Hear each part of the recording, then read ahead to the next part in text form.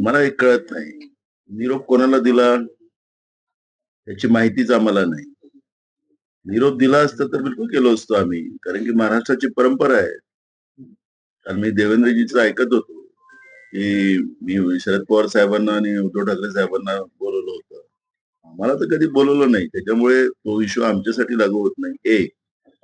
पण आमचे मित्र मुख्यमंत्री झालेत. त्यांना माझ्या शुभेच्छा आणि 5 वर्षात महाराष्ट्र पुढे जावं. महाराष्ट्रातला शेतकरी सुखावा. तरुणांना न्याय मिळावा.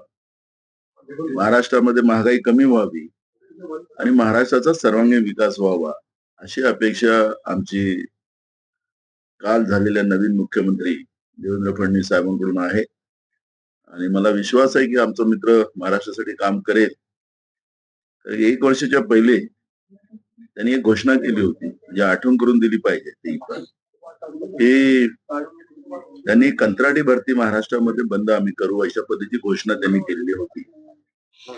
पण आता राज्यामध्ये शिक्षक कंत्राटी भरती आणि कंत्राटी भरतीचं जे फुटलेलं आहे, ते त्यांनी थांबवावं. देवेंद्र फडणवीसांचं एक भूमिका नेहमी राहिलेली आहे, की ते बोलतात ते त्याप्रमाणे करतात. म्हणून कंत्राटी भरतीच्या बद्दलचा त्यांचा जो निर्णय आहे, तो आम्ही करणार नाही महाराष्ट्रात कंत्राटी भरती.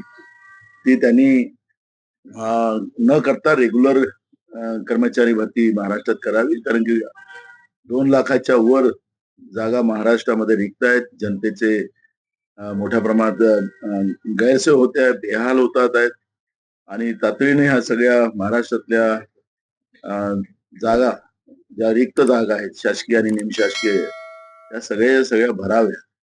ग्रामीण भागामध्ये तर एक अजून भयानक परिस्थिती मी पाहिली.